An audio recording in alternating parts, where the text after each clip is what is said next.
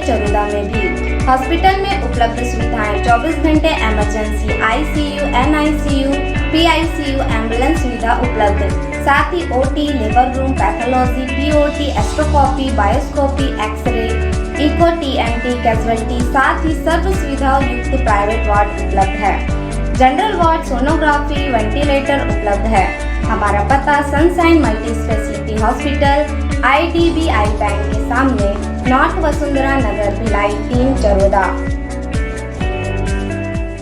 नमस्कार, प्रभात टीवी में आपका स्वागत है। मैं हूँ राजलक्ष्मी। प्रभात टीवी के हमारे आज के खास कार्यक्रम एक मुलाकात में हमारी संवाददाता वीना दुबे ने दुर्ग के समाज सेवी KS चौहान से खास बातचीत की और अपने प्रश्नों के माध्यम से श्री चौहान से ये जानने का प्रयास किया कि कोरोना काल में बच्चों द्वारा की जा रही ऑनलाइन पढ़ाई या उन्हें दी जा रही शिक्षा कहां तक सही है। तो आइए मिलते हैं हमारे आज के एक मुलाकात कार्यक्रम के खास मेहमान KS चौहान से। नमस्कार, प्रभात टीवी में आप सभी का स्वागत है और मैं हूँ वीना दुबे। एक मुलाकात कार्यक्रम के माध्यम से हम आज आपको दुर्ग के एक ऐसे शख्स से मुलाकात करवाने जा रहे हैं जो एक समाज सेवी तो है ही, साथ ही शिक्षा के क्षेत्र में भी काफ़ी सारी उनके द्वारा कार्य किए जा रहे हैं और वो इस वक्त जो है समाज सेवी के रूप में अभी कार्य कर रहे हैं। हम उनसे मिलवाते हैं। उनका नाम है KS चौहान और उनसे मुलाकात करवा करके हम जानते हैं कि किस तरह से वो कार्य कर रहे हैं और अभी जो समय चल रहा है शिक्षा को लेकर के उस पर उनकी क्या राय है। सर, आपका हमारे स्टूडियो में बहुत बहुत स्वागत है और सबसे पहले आप अपना परिचय दीजिए। मैं KS चौहान फाउंडेशन का प्रेसिडेंट हूँ। सर, आज हम आपसे बहुत सारे सवाल करेंगे। सारे सवाल जो मेरे रहेंगे वो शिक्षा को लेकर के रहेंगे, क्योंकि आप एक समाज सेवी हैं, शिक्षा के क्षेत्र से जुड़े और काफ़ी कम समय में आपने बहुत सारी उपलब्धियां प्राप्त कर ली हैं। तो मेरे सारे सवाल जो रहेंगे वो शिक्षा के से रहेंगे। तो आपका स्वागत है। मेरा पहला सवाल है आपसे कि शिक्षा जगत से आप जुड़े हुए हैं। नई शिक्षा नीति जो लागू हुई है वह शिक्षा में कितना प्रभाव डालेगी और ये छात्र छात्राओं के लिए कितने प्रभावशाली रहेगी? देखिए, स्वाधीन भारत की ये तीसरी शिक्षा पद्धति है जो 34 साल के बाद आई और ये अपने आप में अभूतपूर्व है। इससे एक मूलभूत चेंजेस आएगा। जो जॉन मैकॉले की जो शिक्षा पद्धति थी वो बच्चों को क्लर्क बनाती थी, नौकर बनाती थी, लेकिन ये शिक्षा पद्धति बच्चों को मालिक बनाएगी। वो ये सिखाती है कि एंटरप्रेन्योरशिप कैसे चालू की जाए और किसी स्किल को कैसे डेवलप करके हम अपना व्यवसाय चालू कर सकते हैं।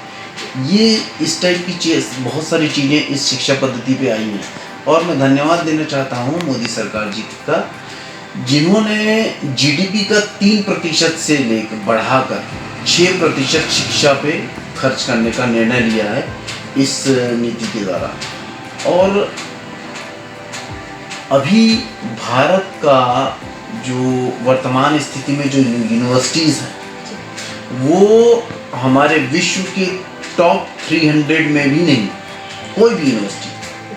लेकिन अब इस शिक्षा नीति के हिसाब से 100 यूनिवर्सिटी, जो विश्व की 100 यूनिवर्सिटी है, वो यहाँ पर ला रहे हैं टॉप 100 यूनिवर्सिटी। तो इससे शिक्षा का स्तर बहुत ज़्यादा आगे बढ़ेगा और जो 5+3+3+4 की जो शिक्षा नीति अपना रहे हैं ये बहुत अपने आप में बहुत ज़्यादा कारगर सिद्ध होगी। मतलब आप मानते हैं कि ये आगे चल करके इससे लाभ लोगों को मिलने वाला है? ज़बरदस्त, जिसमें से लाइफ चेंज होगी और ये एक सुप्रीम पावर बनाने के लिए भारत के लिए ये शिक्षा पद्धति एक मील का पत्थर साबित है। सर, जैसा कि अभी कोरोना संक्रमण पूरे विश्व में फैला हुआ है और इस संक्रमण काल में जो शिक्षा का क्षेत्र है वो सबसे ज़्यादा प्रभावित हुआ है, तो इसमें किस तरह जो ऑनलाइन जो पढ़ाई की जा रही है, क्या ये माध्यम कारगर साबित होगा और ऑनलाइन जो बच्चे पढ़ाई कर रहे हैं वो कितना लाभ मिल सकेगा उससे बच्चों को ऑनलाइन पढ़ाई से? देखिए, भारत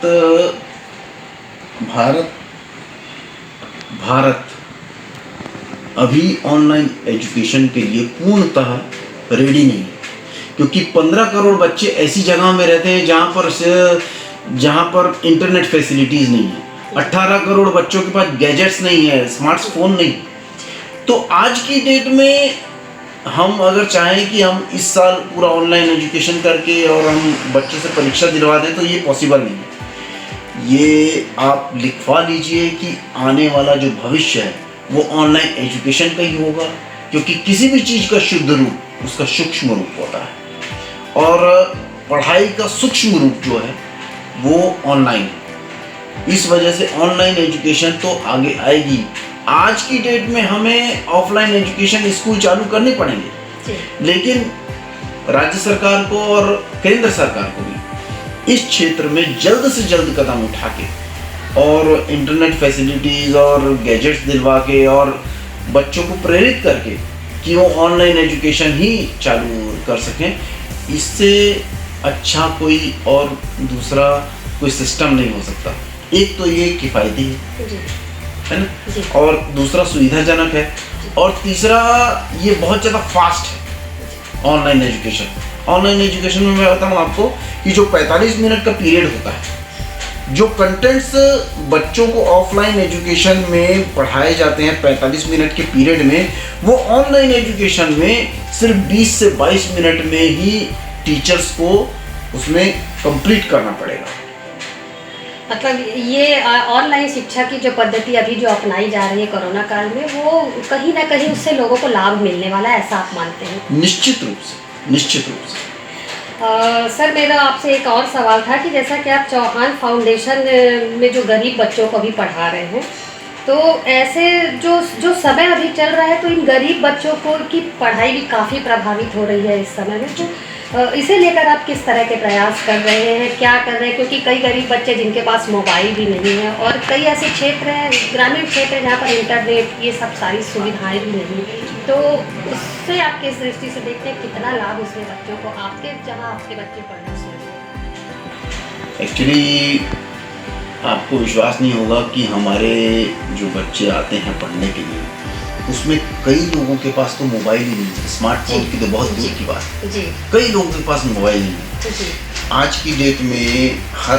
जबकि लगभग सभी लोगों के पास मोबाइल हैं, लेकिन उन बच्चों के पास मोबाइल नहीं है।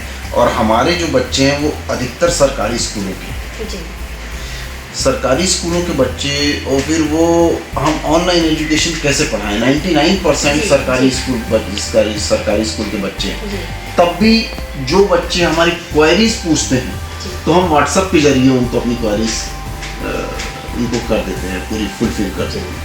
मतलब कहीं ना कहीं आप बच्चों की सहायता इस व्हाट्सएप के माध्यम से, मोबाइल के अभी अगले महीने से उम्मीद है, अगले महीने से ये खुल जाएंगे, स्कूल भी खुल जाएंगे और ट्यूशन क्लासेस भी खुल जाएंगे।